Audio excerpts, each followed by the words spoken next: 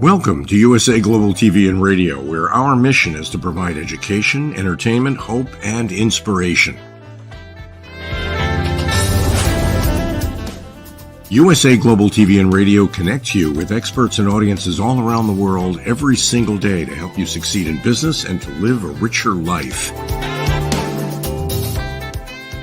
Visit us at usaglobaltv.com to learn about career and life-changing training and mentoring programs like the Listening Mentor. Subscribe to our newsletter to stay informed about our special programs and offers. Discover how you can become a guest on one of our shows or a host or producer of a USA Global TV and Radio show of your very own. That's USA Global TV and Radio, where the doctor is always in.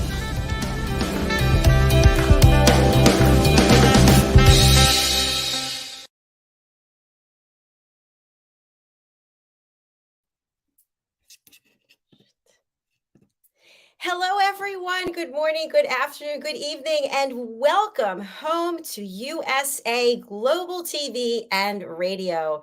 I'm Dr. JACALYN KERBECK, and our show today is The Power of Etiquette and Manners. The star of our show, Mr. Philip Sykes, founder and principal of the British School of Excellence, has the day off. We have a fabulous guest who is joining us from Cyprus, such a beautiful part of the world. Her name is Nina Shamtanis, and she is an entrepreneur. And as you know, we celebrate women in business. We have a show here called Women in Business, by the way, so hopefully Nina will join us for that. Her company helps people in many ways reconnect. As you know, through the pandemic, we were all isolated and doing everything on a screen, which is what I'm doing on a regular basis. But we need to have some type of balance between doing things remotely and then doing things in person. And Nina really helps facilitate this. Let's bring her out, hear about her new company and all of the work that she's doing to change the world. Welcome, Nina. Hello. Hello. Good morning or good afternoon, good evening. Depends what part of the world everyone is. How are you today, JACALYN? I'm doing very well, thank you. I'm looking forward to this interview. As you know, we were scheduled before and had to reschedule, so I'm so glad that you could make it here today. So we have the name here of your company, NS Efficiency Plus Business Etiquette and Protocols. What does this mean? What does our audience need to know about what you're doing? To do anything in any professional areas, always you have to have the results. In order to have the correct and the proper results, the results you want, you have to be consistent and, with one word, efficient in that. So I was thinking what I can, since it's about the protocol and etiquette, and this is a very important part to be today professional, Polish professional. I was thinking what word I can bring in that it can be really a powerful one, and with one word to say everything, what is it about? So efficiency plus, so to be really super efficient in order to have the results you want to achieve. I think it was the best name I could give to myself, and what I want to bring across and to other people, and to actually teach and educate younger generations or people who are already in the business and so on. Fantastic. I really appreciate what you just shared. And, you know, we've had a number of conversations on this particular show, as well as others, about the fact that etiquette and manners is more than just holding a door open, and it's more than just shaking a hand. It includes respect, emotional intelligence, compassion, integrity. What are your thoughts about sharing this work with the world when we need to come together more than ever as one? Everything comes up to a proper communications. We know that whenever we go, we're gonna make a first impression just in the few seconds of someone. And we have a saying, never judge the book by its cover. to have a proper presentation of yourself in today very compatible market, especially in professional environment. It is very important from the moment as you enter the room or as you present yourself to someone. Besides having a good hard etiquette, as I say, good education, experience, work experience, everything. Today, more and more people are aware to having a proper and appropriate soft skills are equal as well. So to know how to communicate correctly, how to present yourself, how to have a communication verbally, non-verbally, what is the right things to say, what is the wrong things to say, in what occasion, how to network correctly, how when usually people are sent to go to conferences. Usually many of them, they will just look to pass this time and to leave. When actually this is a fantastic opportunity to meet other people, to meet correct people and actually enrich their careers and go to the next level. We never know who we are going to meet.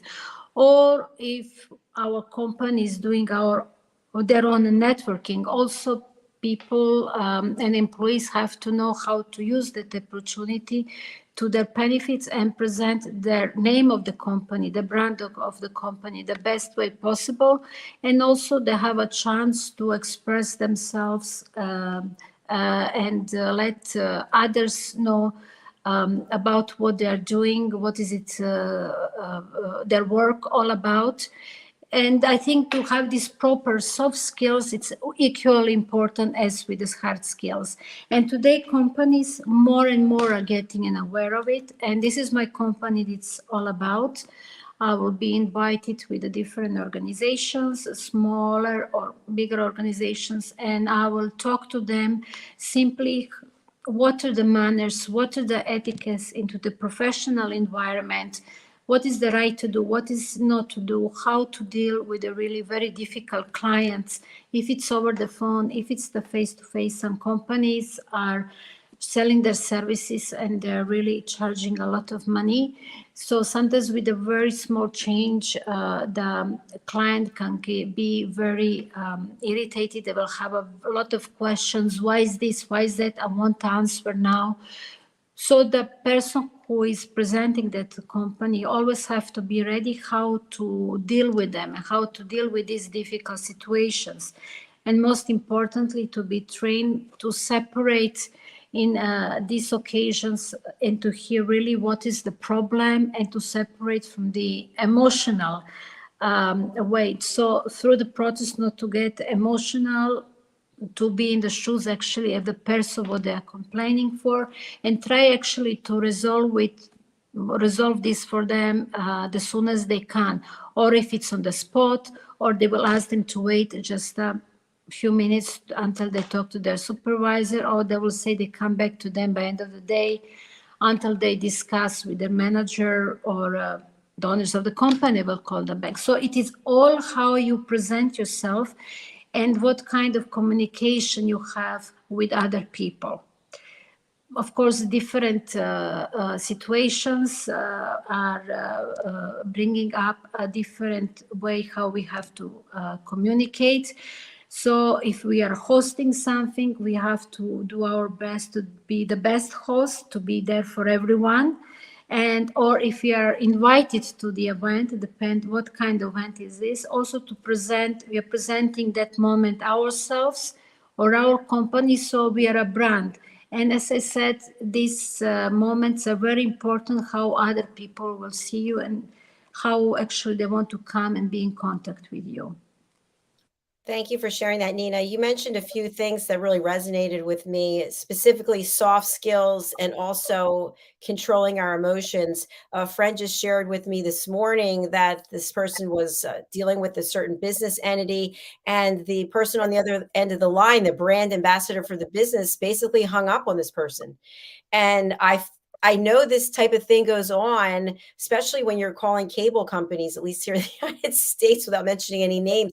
But people just get frustrated. The caller's frustrated, the employee is frustrated, and that ends up leaving plenty of room for improvement. So, what are some of the things that you can suggest? You were talking about this control of emotions.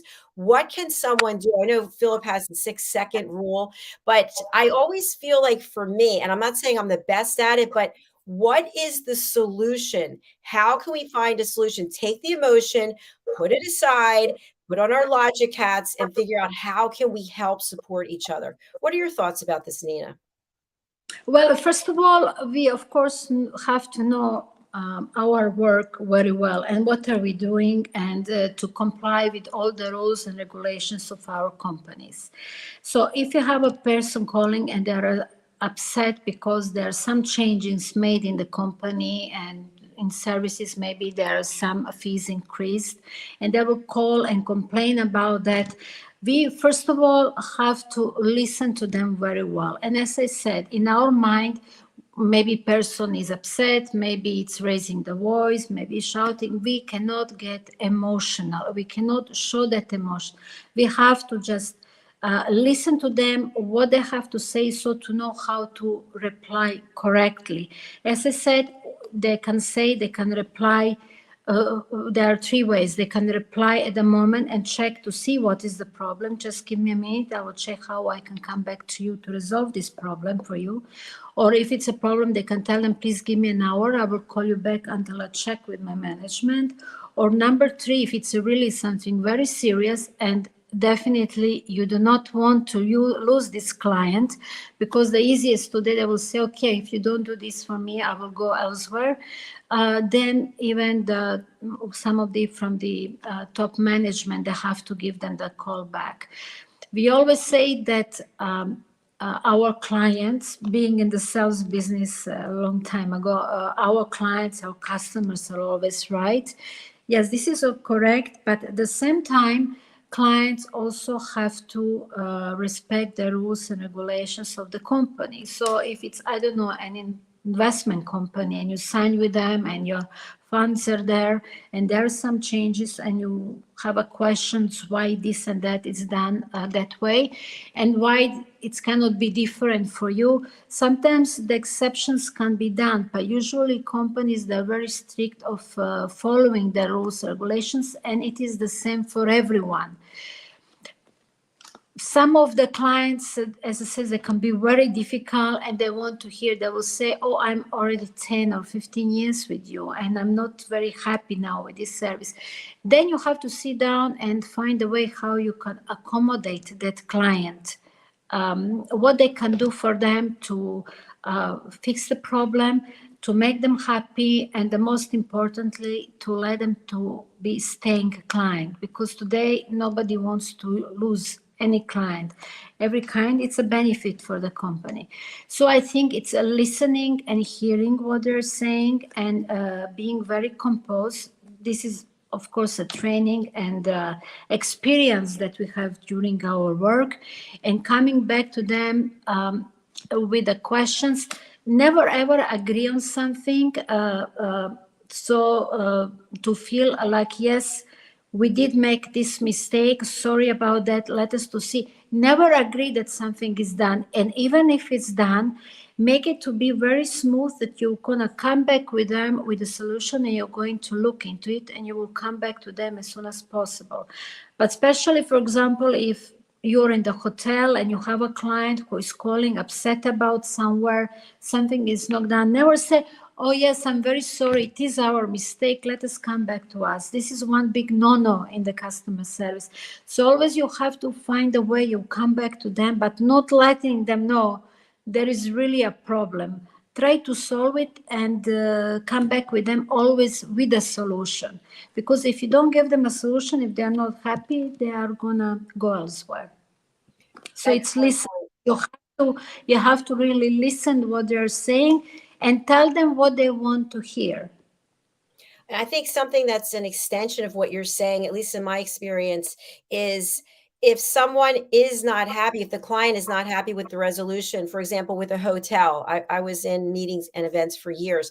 If someone's not happy with their room or they're not happy with the location, and you try to do all of the steps to please them and they're still not happy, they may not come back to you, but at the same time, when they're sharing their story about their experience, they'll be sharing that you did everything in your power to try to make them happy. And I think that's really important.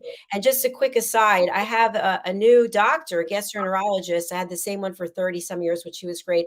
But this particular doctor in his office, they run it like a business. And I feel like I'm a queen. I feel like I'm the only patient that they actually have. The amount of attention they pay, the follow-up, the phone calls, how are you feeling? How's this going? I've never seen anything like it in my life. And it's almost like they work with someone like you. So what I want to share is, regardless of what your business is, if you're an accountant, a lawyer, it doesn't matter. People are still people and want to be treated a certain way.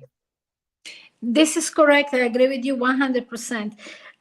We have to make them feel they're the most important to us. They're to us the VVIP client, and all our time it's for them. They are they have all our attention, and it is very important for us to make them happy and to resolve this problem.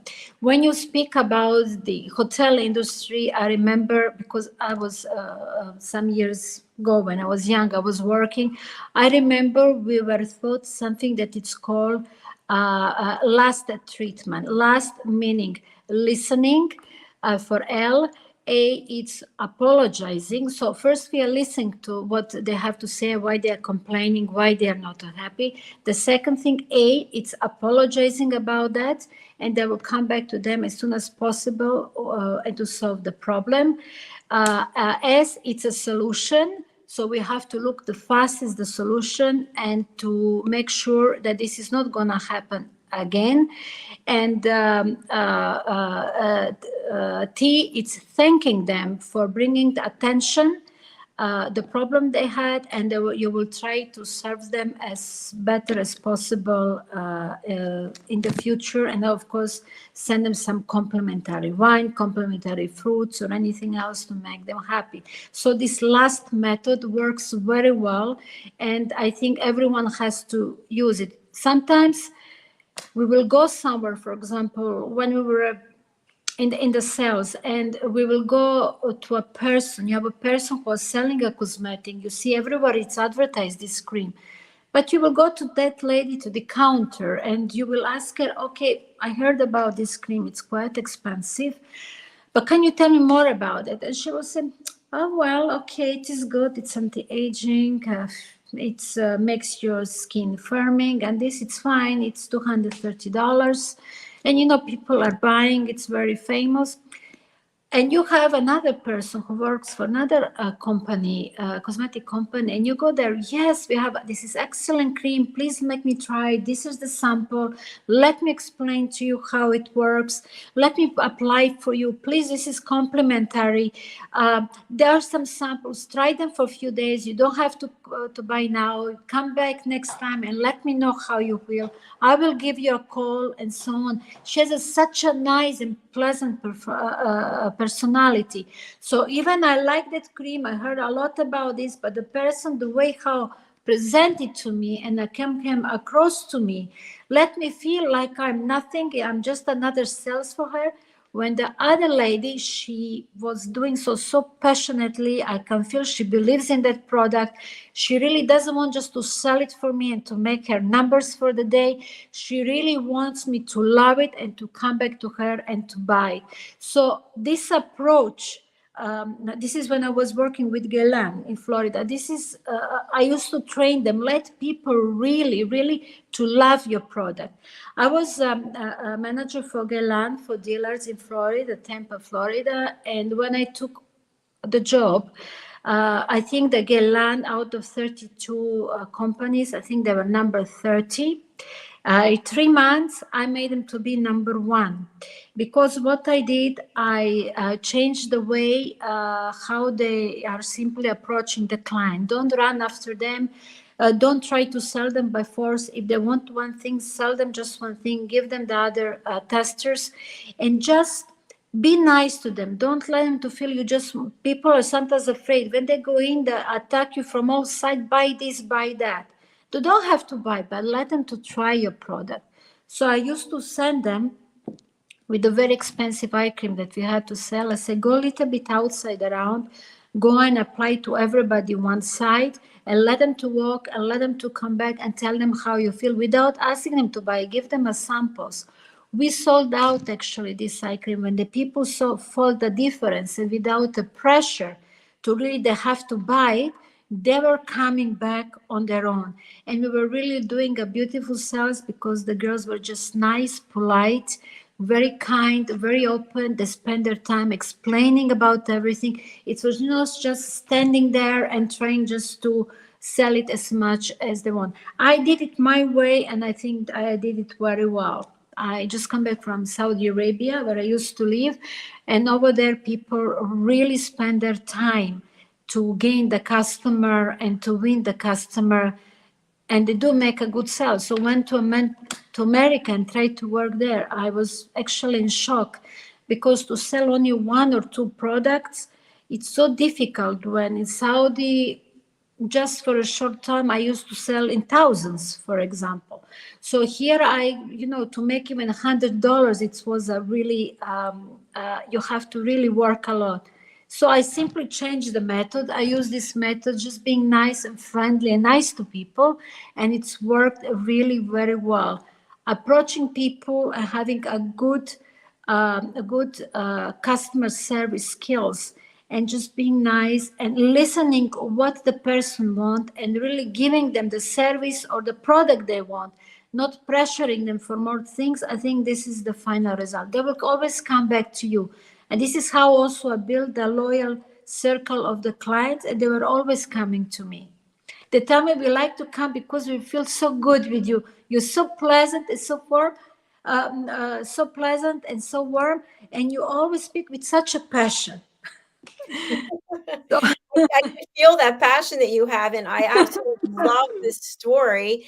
I worked part-time in cosmetics for years. I worked for, not a paid spokesperson, I worked for Chanel, I worked for Clinique, and it's amazing when you're on the other side of the counter, and if you're a customer, and just fast forward, just the other day, I walked into a very well-known global brand department store, and the people were just not paying attention to anyone. There were maybe 3 customers in the whole cosmetics department, and they're kind of leaning over this one counter. Nobody's there. And so you want to get some help, but nobody will help you. And I thought, you're the brand ambassadors, and this is a person who's here who wants to purchase something, but your approach is absolutely outstanding because nobody wants to feel pressured. And especially if you're buying an eye cream for $250, maybe you live with someone and you have to give an explanation as to why you're spending $250, but you need to be able to work with it. Why it's so much money? Why it's so much money? And they could not sell it because they were just standing. I said, take the tester, go around the mall and start, close to the store, and start applying for people. Let them to feel the difference. This is Florida. Everyone, it's overburned. There were many old people. Just put for them, let them to go and they come back. These people have money, but they want to buy really the product that it's working. They don't want just to waste your money. Competition is huge. And by the way, a bit Chanel too. Competition is huge. So why your product is better than the other one? I was also with the Clinique for many years in Saudi. So I learned this psychology, how to sell the product and how to really approach to people and how to let them to work. But as I said, over there was a different approach. I actually teach 5 years in the institute. That's why I was doing easy. And I took the same mentality, the same thing. I was doing this. I took to America, and they were quite shocked because they have never done something like that. I said, look, it's worked very well there. Please let me try. Maybe it's going to work here. And it did. It's worked very well. Do not pressure people. Just let them to believe what they're buying, and not just that it's same product, different packaging, and they just want to make a sales. The second thing that is a very good idea to enrich a little bit. I used to do an events, as I said, networking events are very important today. I used to do the events, free makeup, free samples, and plus on top of it, to make a photography for you after we apply makeup. I will bring a famous artist from the abroad. Last time I had somebody from Argentina. They will do makeup, and we'll have their photographer. We'll make a picture for them. We know in America they love to make pictures, and they used to come. Okay, I wanted this and this and that, and everything he applied for me, give it to me. We were just selling like that because, as I said, we just took a different approach to people. We offer them a lot of things, not just to sell. We work on them, and they appreciated that, and they were always coming to us and taking, being a really loyal customers. Now, when we speak about the networking, today here in Cyprus, we are very well known for doing really fantastic networking. We have many offshore companies, and here we have big conferences, big forums in different industries. If it's a world of finance, if it's a world of hospitality, we have many hotels here, of course. This is an island tourist place. If it's a world of banking, if it's of compliance, any in that area, we really, really have fantastic networking events, and there are so many. Sometimes you really don't know to which one you want to go. And companies spend quite a lot of money on their networking events. I'm doing some seminars actually to help them when they do these networking events. They have a small problem because their employees are not very much engaged with the guest. For example, they will have a network, and they are the organizers, and they will have their employees, and they will be always together, always sitting in the same table, or not approaching too many guests, asking them how they're doing, if they need anything. Okay, they welcome them, they let them in, and then they let them go. So I came to idea to create something. If there is a big event, there are 100 to 200 people, and maybe there are only 30 employees or something like that, to an idea to actually hire, they call them networking connectors. Those are people who will come and get trained for your company, and then they will help you how to come and to greet the guests. They will go with the employees together, and they will meet the guests, they will ask them some questions, they will start making conversations with them, and the correct one. Generally, they will not come somebody, usually those events, you have someone who had a very difficult day, especially if it's a CEO of the company, something like that, that a very difficult day. Definitely you don't want to come and say, so what kind of challenges are you finding in your industry? When he wants to have a glass of wine and speak to a few people.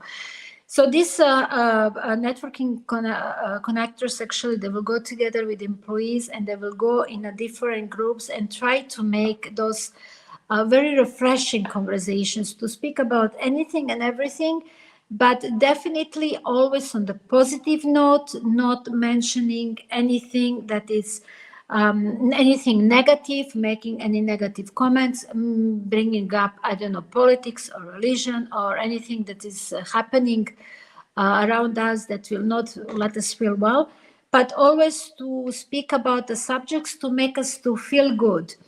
It can be about the, if somebody comes, definitely first time it's in Cyprus, and you are the host, you have to be very careful not to go and ask that person, so are you first time in Cyprus? And he's already on your list and was in your conference before. So you have to really check every guest very well, as you said, to Google them and to know very well about them, not to make such a mistake, because sometimes a small remark can make really person to feel not so great. So I'm here, I was in the conference, I spent all this money, and one of the employees asked me if I'm a first time here, knowing I'm a first time here. So we have to pay attention very much who are our guests, to know our guests very well, to make a research about them. Maybe someone of them won the award or won some merger or something like this a week or week before, or they had an article in the magazine. Go and congratulate them and talk about that. By the way, I read about you, the article. Oh, really? You did? Oh, thank you. How did you like it? And then you speak about it, or you just simply, if it's a lunchtime, if there is a conference before, follow up with a cocktail party. Make sure that one of the police, always when people sit on the table, always you have one of them sitting with them so they can make a conversation and they can feel they have really full attention from their host. Same goes if you have an event or it's a dinner or it's just a networking cocktail event. Always you have people going around you asking how are you, how it's everything. And very important, you're in the banking industry. We have somebody here, it's our new client that just opened a company. Maybe I can introduce you to them. You are a host and you're a connector and you're responsible when people come on your network. They're very busy people. Maybe they have 1 or 2 hours. Make sure the time it's worth it. So try to introduce them, as you say, mingle them between other people and take them, introduce them to each other. Make all the room to have an action, to feel warm. Because if people are just only standing, same groups are standing, talking, looking at the phone, nothing is really moving, that's a sign of not a good networking. But if you see people moving, groups are changing, oh, hello, how are you? They're shaking his hands, a new introduction, then you go, that means that this networking, it's really working well. And next time, they will make sure they will come to you and they will be looking to your next event. And of course, you will be talk of the town. Oh, that company, they do such a good business and works. You know, I met few people and one of them also become my clients. They really took care of me. They let me feel as the most important person there. This is just what you said earlier. Your doctor, he made you feel like you're the only one person in the world and the most important. They do this with everybody, let you to feel VVIP person, even you know they have so many clients. But this is being really professional, loving the job and know how to communicate correctly. If they have a 10 minutes with you, use that 10 minutes to let you feel they really look after you well. Yes. Wow, Nina, you really brought up a lot of points. Let me try to just go through some of them. The one thing that really stood out for me is, and a business coach that I had actually shared this with me a few years ago, is when you're at a networking event, it's not about you walking around handing out business cards, talking all about yourself, introducing yourself and your business and what you do and all about you, or walking up to someone and saying what's keeping you up at night when they're there trying to just relax. It's about bringing value, about making connections, about helping the other person without expecting anything in return. And so Yes. sometimes people will do something, they'll think, oh, okay, I did that for him. Now he's going to do something for me. But you may do something 2, 3, 4, 5 times. And at some point, somebody will do something for you, but it's not about looking for it. It's about just being of service and bringing value. What are your thoughts? You know, if you do something really because you want to do it and you want to make possible for someone and you want to do introduction, do because you really want to do that, and you have to do it on the way that the other person feels you're doing this and you don't expect nothing in return. As we says, good always comes back with good, and one day that person will do the same for you. Many people here, they know me, they call me Nina Nokia connecting people, and I have connected so many people that they actually got together and they even did a business together, and they're very thankful about this. I think PR, it is very important, and as I said, proper PR, and starting from the moment when you enter the room. Now you mentioned the business cards. Business cards are also very important too, because actually they are a marketing tool that when you give to someone, there says everything, says your name, your position in the company, where are you located, your information, how they can contact you. But this is the business card.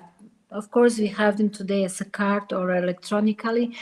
But this is just a small part. The real thing, it's you and yourself, how you speak to people. When you talk to them, how you're communicating by looking them at the eyes, giving them full attention. For sure, you don't say hello and then you keep looking around.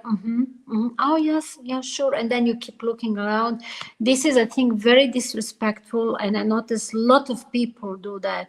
If you go and you speak to someone, you shake his hands, you exchange a business card, these few minutes that you are talking to that person, pay full attention, and the eye contact, it's very important, because through eye contact, they know you're listening to them. And I can tell you something that people, sometimes they come or say, hi, how are you? My name is John. What do you do? And then you're going to tell them, oh, my name is Nina. I am having my own company, so-and-so. And I am here with all these great people today, and I like to meet them, and also I'd like to meet you. So I would like to hear, what do you do? And believe me, those people usually who ask you, what do you do? Actually, they want to talk about themselves, present themselves, the products they're doing, and so on. And this is how you start also very nice conversations, and you make them to feel important. Now, when you do this networking, also, you don't have to do overboard. Sometimes we go to some places and you have a people who will be running around with their business cards and try to, give it to you. Or, I'm selling this or I'm selling that. Please contact you. Can I see you? Can I meet you? Can I come to your office? Has to be very big difference between business networking, business cocktail party, and the sales. Sales networking are one thing, and also the business networking. No one wants to be bothered with someone who wants to sell you the product. This is the wrong place. And usually what many they do here, they don't allow these things. Somebody to come just to try to sell you the products is actually to bother you. I don't want to buy their products. I'm not interested. It happens sometimes that one person was selling the insurance. He was in one event, the following week in another week, forgetting. Week before, he already gave me the card, and for 5 minutes, he really tied me up here with his cheaper prices than anyone else. Usually, these people, I know the company don't allow them to do that, because there is a special place and the time when they do that. Networking event, it's actually meeting interesting people who are in the same or similar industries, who come together to share their ideas, to share their knowledge, and also to communicate, to get introduced to each other for possible future cooperation and possible future friendship. And you never know what is going to come out of one event. Definitely you do not go there just because you want to sell something. So you have to be very careful how you present yourself. That moment when you go somewhere, you are the brand. If you're working for yourself or you're presenting that company, it's from the moment how you behave, how you walk, how you're dressed up, how you smile at people, not to be overpowering, but also not to stand somewhere in the corner and just waiting to pass the time, to have something to eat, to drink, and then to leave. Networking are fantastic for communication. Networkings are fantastic for new opportunities, meeting new people. And what personally I do, if I want to go to some networking, I will Google or I will call organizer and I will ask actually who will be coming. And maybe I will take out 2 or 3 people that will be interesting for me, and I will make sure I will have a chance to go and to meet that people, to make a connection. So probably if I can see them another time for another meeting, that is interesting for me. So I think this networking, they have to be used in the best possible manner as you can. It is the opportunities, they come and go. Personally, if I go to networking, I like to go to smaller ones, because when you have too many people, it is too much, I think, around. It is too, how is it, congested. And, it's very difficult sometimes to make even conversation. So me personally, I like to choose a smaller one, unless if it's a forums and so on. But still, I always Google and I make sure I want to know who are there. You have a speakers, and those speakers, sometimes they have fantastic subject. After that, every speaker is very happy if you go and approach them and tell them, I heard you, it was really fantastic. And I like it very much about when you spoke about this. And maybe you can say, I will have some more questions. They're very happy to talk more to you. And I think those are also another great opportunity how you can enrich your knowledge, have your with your right communication, meet other people, so that you have them later on in your data that you can communicate and add actually to your business. Many times in networking, you find your clients or you find a referral. Somebody will tell you, oh, I found this company, they're really fantastic. I know you're looking for something like that. I highly recommend them. I met a representative. I like very much what I hear. So I think I always speak about networking. They're the best way and opportunities for people, especially someone who is startup, who is new in the market, to go and to meet the right people. Not talking with everyone, but to choose maybe a few people to make a really quality contact. It's all about the quality, not the quantity. Yes, Who you absolutely. Nina, thank you so much. We're actually out of time for our show today. I really appreciate you being here. We do have your banner up. How would you like people to contact you? We have some information here. Let me put it up. To contact you, people can find you on LinkedIn. They can find you on Facebook, or they can email you. Is there any other way that you'd like people to reach out? Yes, I just my company, it's new, and I'm just now also in the process of creating my social media. It's NS Efficiency Plus. They can contact me via email, or they can contact me from next week also on the social media. I will be everywhere also through you, and of course the British School of Excellence. I am all the time in contact with them, with Philip, with Leanne. They're really fantastic people. I'm one of their students, and it was one of the best thing and my best investment, I said, as I did with them. They're really such a professionals. So I'm always here, and they can connect me now, as I said, with the email, or I can even leave with you phone number, so they can also connect with the phone number. Fantastic. Well, thank you so much for being here. I'll see you backstage. Thank you for having me. Thank you. Everyone, thank you so much for watching, for listening, for following us. You'll be able to see this show again. We'll be replaying it 5 or 6 more times this weekend. And then, of course, you can find it anytime you want on our YouTube channel, which is USA Global TV and Radio. If you'd like to be a guest on this or any of our other shows, please go to our website. It's usaglobaltv.com and go to book your session. We have about 25 to 30 live shows each and every week. Thanks again. We'll be back shortly with Talking Heads.